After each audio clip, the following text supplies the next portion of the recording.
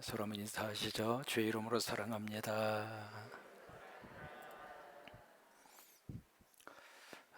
우리가 성경에서 가장 익숙한 이름 하나를 꼽으라고 한다면 무슨 이름이냐면 읽어보세요. 가나안입니다. 굉장히 익숙한 이름이죠. 근데 또 하나 이 이름이 사실은 굉장히 헷갈리는 이름이에요.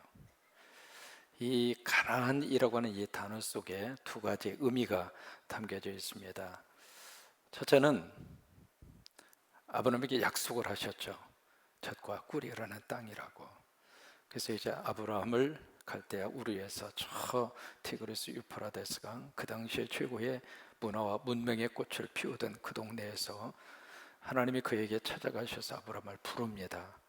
불러서 내가 지시하는 땅으로 가라. 하나님이 지시하신 그 땅이 어느 땅이냐면 가나안 땅입니다. 그러면서 이제 아브라함에게 약속을 하시면서 우리가 익숙하게 알고 있는 두 단어가 있습니다. 젖과 뭐죠? 꿀이라는 땅이라고. 그래서 이제 젖과 꿀이라는 땅이라고 하는 것은 바로 여기에 뭐가 있느냐면 하나님의 뭐가 있을까요? 축복이 있습니다. 이제 그 의미로 이 가나안이라고 하는 이 단어를 쓰기도 하고, 또 하나 두 번째는 사실 성경에서 만나는 이 가나안이라고 하는 이 땅이 젖과 꿀이 흐르면서 축복의 땅으로 묘사가 되어져 있는가? 꼭 그 모습으로만 성경에서 가나안 땅을 소개하고 있지가 않습니다. 바로 이 가나안 땅은 온갖 우상들이 들끓고 있었고, 음란이 판을 치고 있었고, 그리고 완전히 썩은 부패한. 그래서 이 가나안 땅은 어떤 의미에서 어떤 땅이냐면 저주받은 땅입니다. 그러니까 이 가나안 땅이 긍정적인 요소가 있고, 또 하나 가나안이라고 하는 이름 속에는 부정적인 요소가 함께 있는 거예요.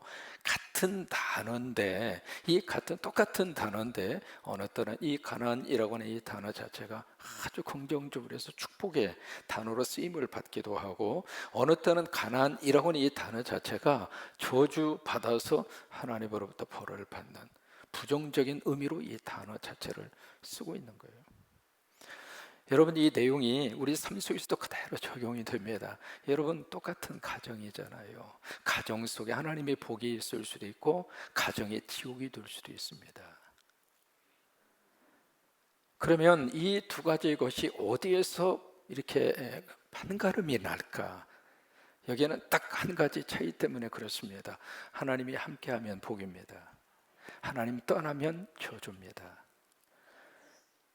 그러니까 가나안이라고 하는 이 단어 속에 하나님이 함께 하느냐, 하나님과 더불어 살고 있느냐, 하나님 모시고 살고 있느냐, 그러면 그 땅은 젖과 꿀이 흘러요. 그리고 그 땅은 하나님의 복이 있습니다. 그리고 그 땅은 하나님의 축복이 있습니다. 그리고 그 땅에서는 잘 됩니다.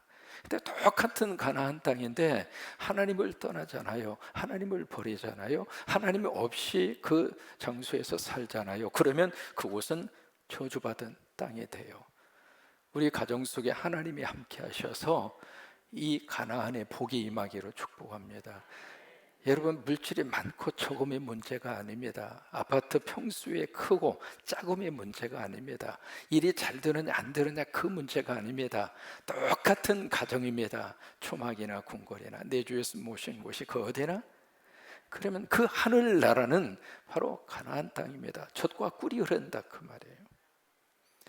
똑같이 우리가 교회에서 신앙생활을 하고 있잖아요. 근데 이 교회에서 신앙생활을 하면서 어떤 분들은 이 교회가 축복의 가나안 땅이 될 수 있습니다. 그래서 교회 오는 발걸음이 너무 행복하고, 예배 드리면서 행복하고, 설교 들으면서 행복하고, 아멘 하신 분에게 복이 임할 줄로 믿습니다. 성도들 만나면서 행복하고, 이게 가나안의 복을 받고 있는 거예요. 왜 그럴까요? 성령님이 함께 하시니까, 하나님이 함께 하시니까. 그래서 바로 이 긍정적인 의미에서의 가나안의 복을 받고 있는 거죠. 근데 똑같은 교회에서 신앙생활을 하면서 그냥 교회 가는 그 자체가 십자가 둘러매는 것처럼 오만 가지 인상을 팍 쓰고, 안 가면 두드려 맞을 것 같으니까 그런 모습으로 교회에 오신다면 그 교회의 모습은 본인에게 있어서는 뭐가 되는가? 이게 된다 이 말이에요. 오늘 모세는 이 가나안 땅에 들어가서 이 젖과 꿀이라는 축복의 역사만 있지 않을 것이다. 여러 가지 많은 문제를 만나게 될 것이고 문제 속에서 가나안의 삶이 이루어지게 될 것이다. 마치 로마서 7장에 보시면은요, 바울의 놀라운 그의 삶에 대한 정직한 고백이 있습니다.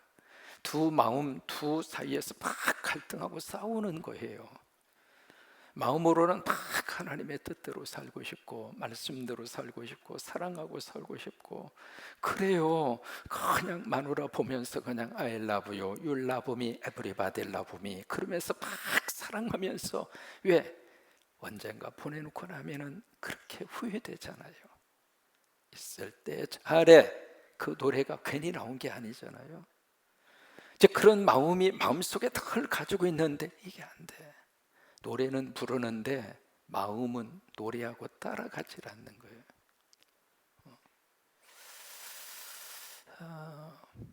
그러니까 그런 속에서 우리가 과연 어떻게 우리 삶을 꾸려갈 것인가, 이게 두 가지 마음에서 갈등이 계속 일어나는 거예요. 내가 선을 원하는 마음이 하나 있습니다. 그것이 정직한 마음이거든요. 그게 은혜 받은 마음이에요. 그런데 또 다른 내 마음 속에 그렇게 살지 못하게 하는 또 다른 악한 나의 모습을 발견하는 거예요. 그래서 사도 바울이 그런 정직한 고백을 하잖아요. 오라, 나는 곤고한 자로다. 누가 나를 이 사망의 몸에서 끌어낼 수 있겠는가? 이 가나안이라고 하는 단어 속에 세 개의 갈등과 싸움이 있어요. 이 갈등과 싸움은 우리 삶 속에서 그대로 일어나고 있습니다. 오늘 하루를 사셨잖아요. 오늘 하루 살면서 삶의 자리에서 갈등과 싸움이 있으셨을 거예요. 바로 그런 속에서 과연 믿음의 사람은 어떻게 살아야 할 것인가? 우리 지난주에 이어서 오늘 5가지 케이스를 이야기합니다. 아주 구체적인 삶의 현장에서 만날 수 있는 그런 이야기들이에요. 첫째로 타인의 재산권에 대한 문제입니다. 타인의 재산에 대해서 그 타인의 재산을 보호해 주어라. 그러니까 이것은 하나님 믿는 사람들이 요구하는 또 다른 삶이에요. 그러니까 어떤 일반적인 세상적인 그런 가치성 속에서 나오는 그런 모습이 아니고 하나님 믿는 백성들에게 요구하는 구별된 삶이에요. 그래서 저로 재산권을 보호해 주어라. 내 재산이 소중한 것처럼 다른 사람의 재산도 귀하게 생각하고 그 재산을 보호해 주어라. 두 번째는 어떤 내용을 담고 있느냐면 성 정체성 문제입니다. 이 성 정체성 문제를 두 번째에 다루고 있습니다. 그래서 여자는 남자 옷을 입지 말고 남자는 여자 옷 입지 말아라. 이게 무슨 얘기냐면 성 정체성 문제입니다. 그 다음에 세 번째는 요즘에 아주 심각하게 지금 우리에게 대두된 문제죠. 생태계 문제를 다루고 있습니다. 여러분 지금 21세기 들어서서 전 세계가 이 생태계 문제를 지금 몸살을 앓고 있잖아요. 근데 이미 성경에서 이 문제를 다루고 있는 거예요. 생태계 문제. 그 다음에 네 번째로 무슨 문제를 다루고 있느냐면 안전사고 예방에 대해서 오늘 성경이 이 문제를 다루고 있어요. 무슨 공사를 하거나 무슨 건축을 하거나 그때의 안전사고를 충분히 예방해라 라고 하는 문제, 그것을 다루고 있습니다. 그 다음에 이제 5번째로 다루고 있는 내용이 혼합주의를 멀리해라. 오늘 다루는 내용이 5가지 내용이거든요. 한번 해보실까요? 재산을 보호해라, 성 전체성을 확립해라, 생태계를 보호하라, 안전사고를 예방하라, 혼합주의를 경계해라. 이게 이제 겉으로도 이제 많은 내용이 나와 있습니다만은 오늘 이 5가지 내용만 좀 살펴보고 싶어요. 1절에서 오늘 4절까지 읽으셨잖아요. 그 내용이 첫 번째 이 내용입니다. 여기 형제라고 하는 단어가 나오고 또 다른 형제가 나옵니다. 그러니까 이 두 단어 속에서 뭘 이야기하느냐면 재산은 재산인데 친척의 재산도 포함이 되고 또 하나 친척이 아닌 남, 다시 말해 이웃의 재산도 함께 포함하고 있는 거예요. 이게 가다가 보니까 양하고 소가 길을 잃고 헤매고 있는 거예요. 그러면 길을 잃고 막 이렇게 길거리에서 헤매고 있는 양이나 소를 발견하거든 못 본 채 하지 말고 그 단어를 3번 씁니다. 그 못 본 채 하지 말고 그 말은 딱 이렇게 봤는데 양이나 소가 막 길거리에서 들녘에서 막 헤매고 다녀요. 그러면 그 모습을 딱 보면서 그 자체를 무시하고 그 자체를 안 본 것처럼 지나가지 말아라. 그것을 끌어다가 임자를 찾아서 그 사람에게 되돌려 주어라. 그거예요. 이해가 되셨죠? 그 다음에 두 번째로 딱 이렇게 소나 양이나 소를 딱 이렇게 끌었는데 잡았는데 이렇게 보니까 그 형제, 그 주인 형제가 멀리 있는 거예요. 그래서 그 끌고 가서 주기가 너무나 시간이 오래 걸리는 거예요. 그리고 이렇게 양이나 소가 들녘에서 막 헤매고 있는데 이게 임자가 누군지를 몰라요. 그랬을 때에는 그 가축을 집으로 데리고 와서 보관하고 있다가 나중에 그 주인을 찾아서 주어라. 여러분 지금은요 이거 잘못하면 도둑놈으로 몰립니다. 그죠? 지금 현대적 개념으로서는 그래요. 그런데 어쨌든 그 당시에는 그런 위험 요소가 있음에도 불구하고 그 들녘에서 막 지금 막 헤매고 있는 그 가축을 못 본 척 하지 말아라. 그 다음에 세 번째로 거기에 뭐가 또 포함이 되는가? 나귀가 포함이 됩니다. 그리고 또 하나 뭐가 포함이 되는가? 옷이 포함이 됩니다. 여러분 여기 재산 목록에 2가지가 나오는 거예요. 첫째는 가축이고요. 두 번째는 옷입니다. 이게 그 당시에 이 가축이라고 하는 것은 재산 목록 1호입니다. 고대 사회의 가축이 재산 목록 1호예요. 그래서 욥 같은 경우에도 재산 목록을 쭉 리스트를 우리에게 소개할 때 가축을 이야기하잖아요. 그 가축이 그 당시에는 재산이에요. 그러니까 여기 가축, 그들이 잃어버린 나귀라든지 양이라든지 소라든지 그것은 그들에게 있어서는 아주 귀한 재산이라 이 말이에요. 그 다음에 여기 옷을 여기 주인에게 되돌려 주어라 그랬잖아요. 이 옷은 무엇하고 관계가 되냐면 생명하고 관계가 됩니다. 이게 기온차가 굉장히 심합니다. 오늘처럼 낮에는 이렇게 더워요. 지금 이거보다도 더 덥습니다. 저녁에 되면 기온이 팍 하고 떨어집니다. 제가 감남산에서요, 예수님의 저기 올리브 나무, 감람나무 거기서 막 기도하시던 그게 생각이 나서 그 고난주간 임박해서 그 지역에 감남산 안으로 들어가려면은 이쪽 길이 있는데 길 말고 이쪽에 펜스가 쭉 쳐져 있어요. 거기는 잘 못 들어갑니다. 들어가지 못하도록 이렇게 쭉 울타리를 쳐놨는데 이렇게 보니까 울타리 속에 개구멍이 하나 있는 거예요. 그래서 그 개구멍을 이렇게 보니까 그쪽에 감람나무가 쭉 심겨져 있는데 꼭 그 분위기가 예수님 당시에 기도하던 모습하고 비슷하게 느껴져서 개구멍으로 쏙 들어갔죠. 하나님 죄송해요 하고 쏙 들어갔어요. 들어가지고 혼자서 쏙 들어가서 이제 그러니까 원래 쏙 들어갔으니까 누구도 못 본 거죠. 들어가서 이제 안쪽으로 쏙 들어가니까 거기에 감람나무가 많이 심겨져 있어서 길거리에서는 안 보이는 거예요. 제가 아담 사이즈잖아요. 이게 딱 이제 엎드려서 무릎을 꿇으니까 안 보이는 거예요. 안 보이는 데로 갔죠. 가서 해가 진 다음에 거의 한 7시쯤 됐던 것 같아요. 가서 이제 기도하기 위해서 딱 무릎 기도를 하는데 뭘 느꼈느냐면 추워서 말이죠. 그 정도로 이 기온차가 굉장히 심합니다. 그래서 만약에 누군가의 옷을 저당을 잡잖아요. 누군가의 옷을, 남의 옷을 내가 가지고 있잖아요. 해가 지기 전에 되돌려 주지 않으면 그 옷을 그 사람이 덮고 자야 돼요. 특히 겉옷 같은 경우는 그래요. 그 옷이 없으면은 저체온증으로 죽습니다. 그러니까 옷을 주인에게 되돌려 줘라. 그 이야기는 생명을 보호해 주어라 그 말이에요. 이것이 첫 번째 내용입니다. 두 번째, 성 전체성에 대한 문제입니다. 여기 이제 남자는 여자 옷을 입지 말고 여자는 남자 옷을 입지 말라. 여러분 이 말씀을 가만히 생각하면서 스스로 생각해 봐요. 나 지금 남자인데 여자 옷 입었는가? 또 여자인데 지금 남자 옷을 입고 있는 분은 없는가? 그럼 머릿속이 복잡할 거예요. 뭐가 여자 옷이고 뭐가 남자 옷인가? 일반적인 우리 생각으로는 남자 옷 하면 바지잖아요. 여자 옷 하면 뭐예요?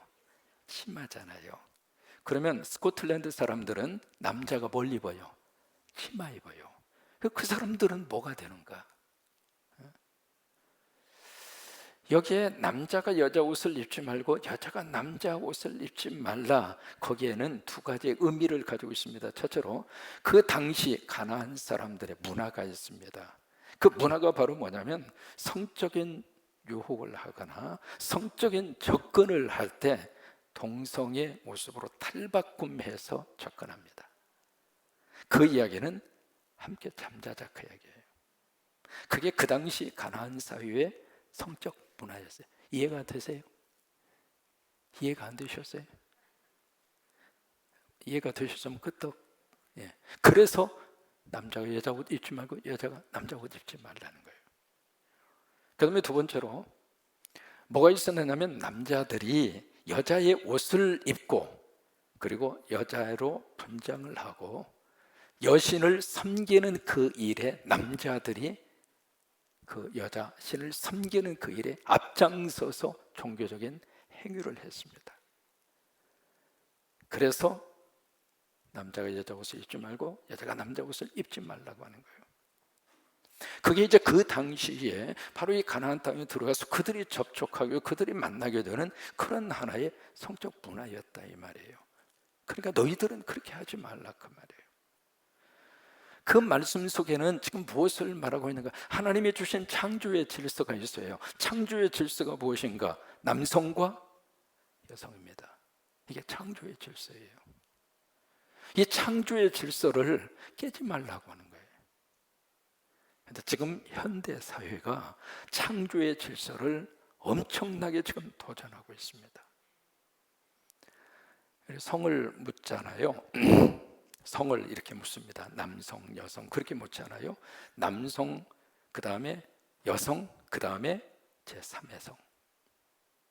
그러면 남성과 여성 말고 제3의 성이 보여요. 남자도 아니고 여자도 아니고. 지금은요, 둘 중에 하나 선택하는 시대가 아니라 세 개 중에 하나를 선택하는 그런 시대입니다. 고속도로에 가셔서 화장실 가시잖아요. 화장실 딱 가서 보면 남자 화장실, 여자 화장실 구별이 돼 있어요, 안 돼 있어요? 돼 있죠. 그죠? 그러면 여자 화장실의 심볼은 뭐예요? 치마 입은 거예요. 자세히 보세요. 남자 화장실의 심볼은 뭐예요? 바지 입은 거예요.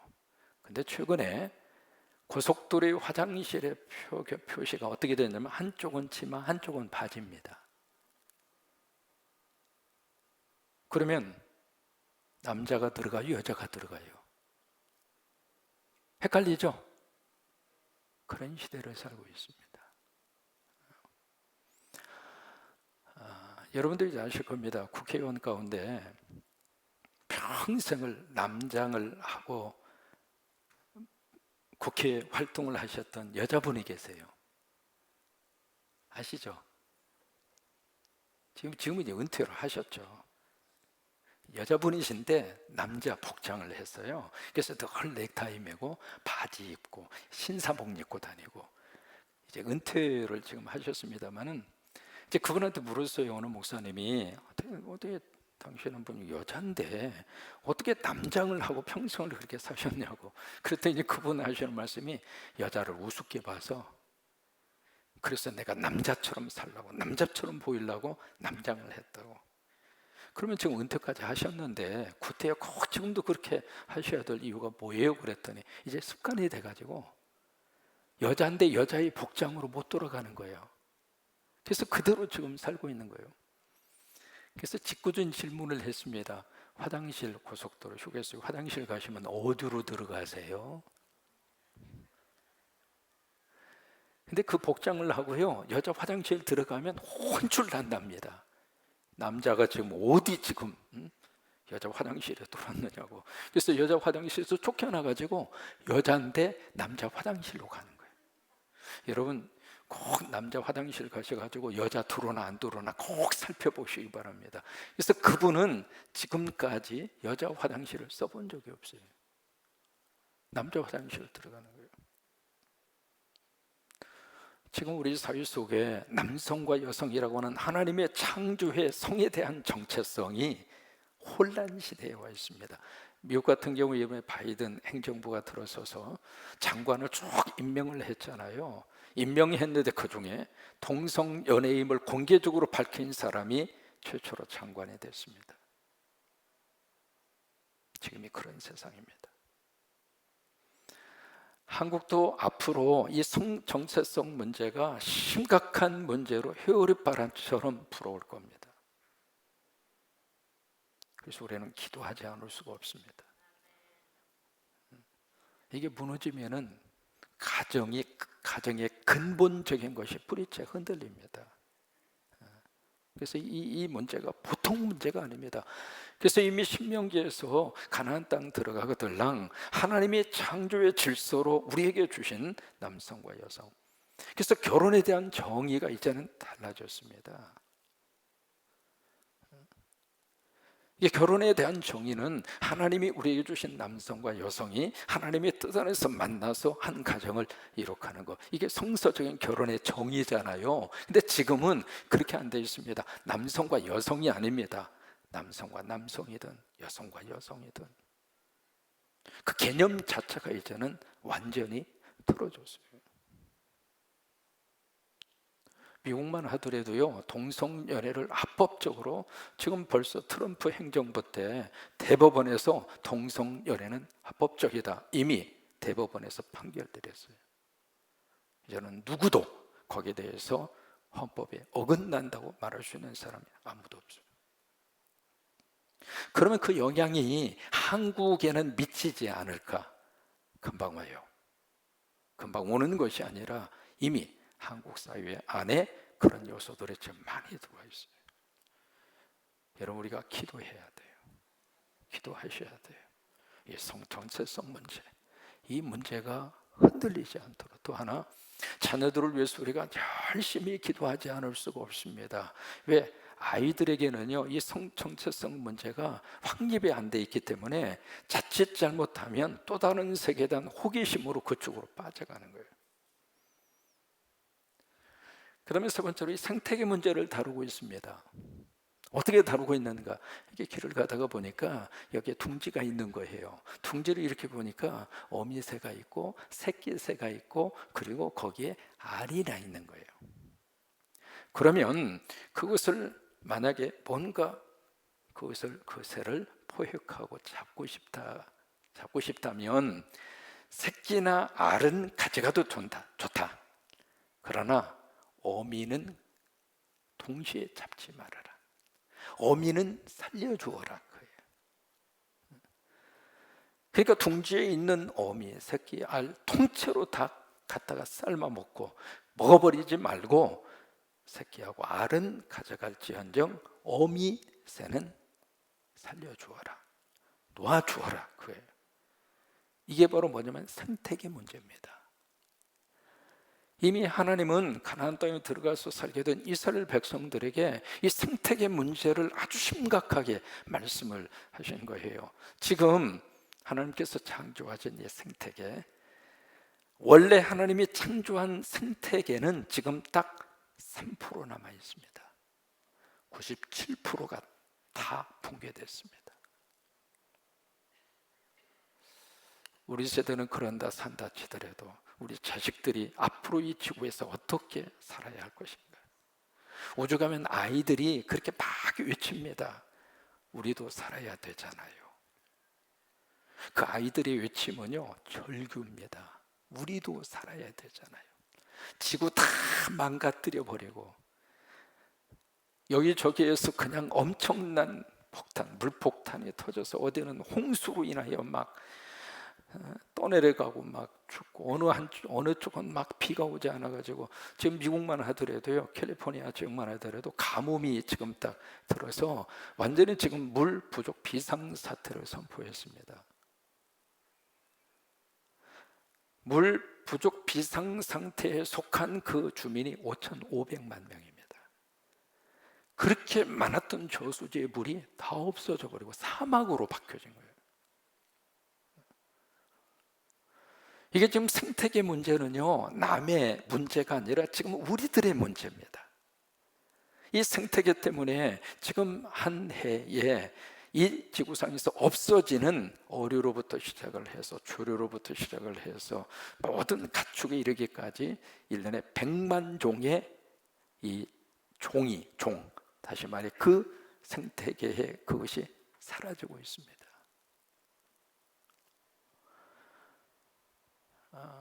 이 생태계 문제. 오기 전에 제가 EBS에서 그 알바스토라고 하는 그 섬에 있는 조류들에 대한 특집을 내는 것을 잠깐 보다가 왔습니다. 거기에 그 알바스토라고 하는 그 갈매기 종류처럼 생긴 그 새거든요. 이 새가 새끼를 낳아가지고 이 새가 이제 바다를 가서 먹이를 막 물어와서 그 물어온 먹이를 입을 쫙 벌리면 새끼가, 어머니가 이렇게 뱉어주는 그 먹이를 먹는 거예요. 그러면서 새끼가 크는 거예요. 그런데 참 이 그들도 참 사는데 고생하더라고요. 뭔가 싶었더니 800km를 달리면 겨우 물고기 이렇게 바다 위로 팍 날아가면서 물고기를 잡는데 800km를 날아가야 물고기 2마리 잡는데, 나 그거 보면서 야, 저 친구들 먹고 사느라고 힘들겠구나.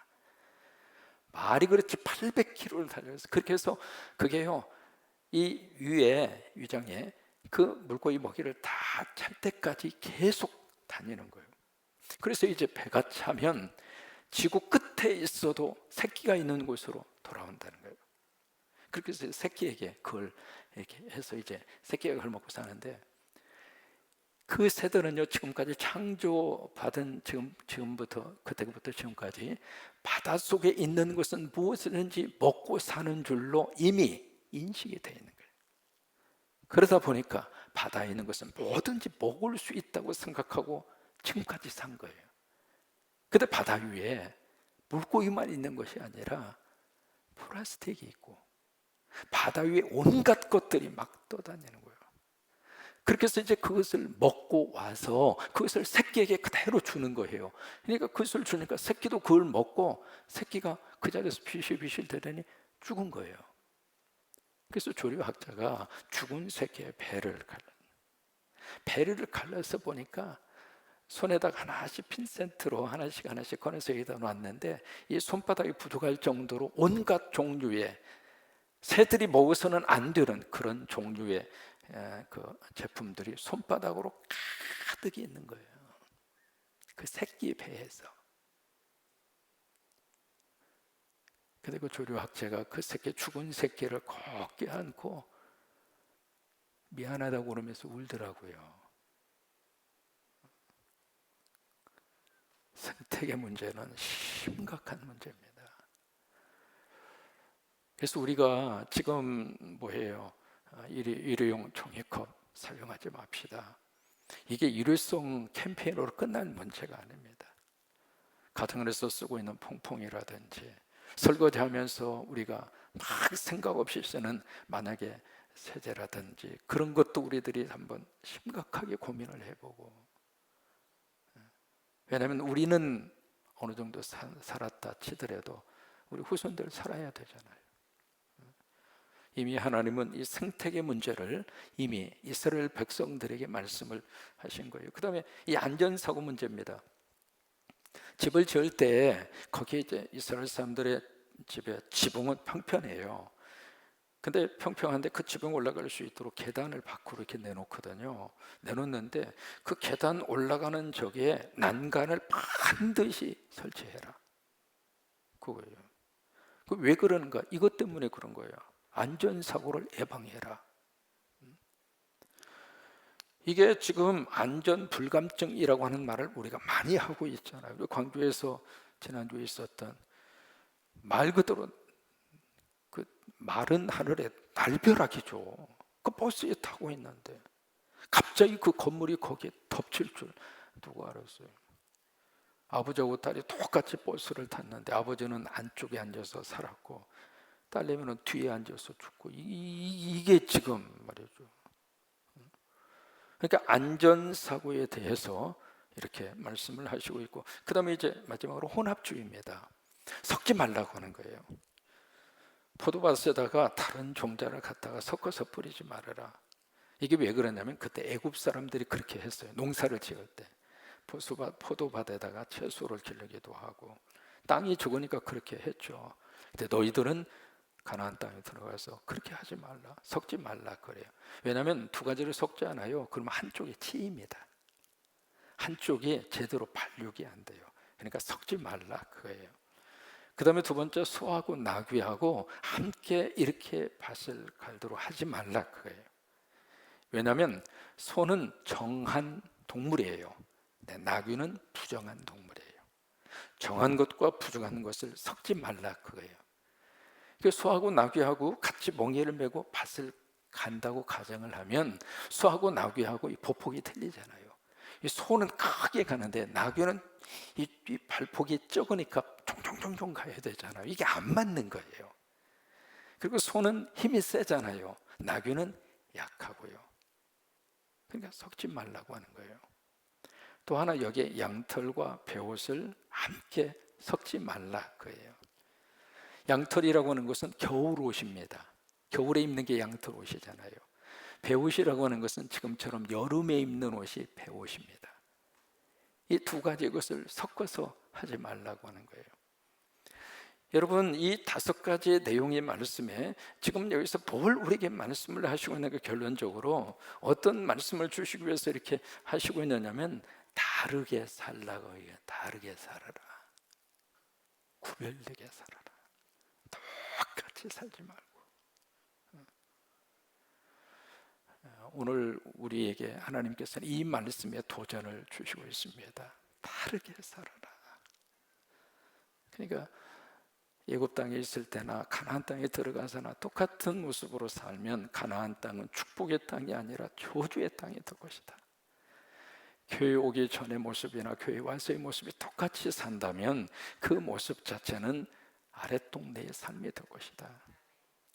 하나님은 우리에게 위에처럼 적과 꿀이나 가나안의 축복의 삶을 누리면서 살기를 하나님은 원하세요. 그러려면 다르게 살아라. 다르게 사는 구체적인 모습이 여기서 이야기하고 있는 다섯 가지의 그런 내용들입니다. 이 은혜가 여러분 가운데 넘치기를 주의 이름으로 축원합니다.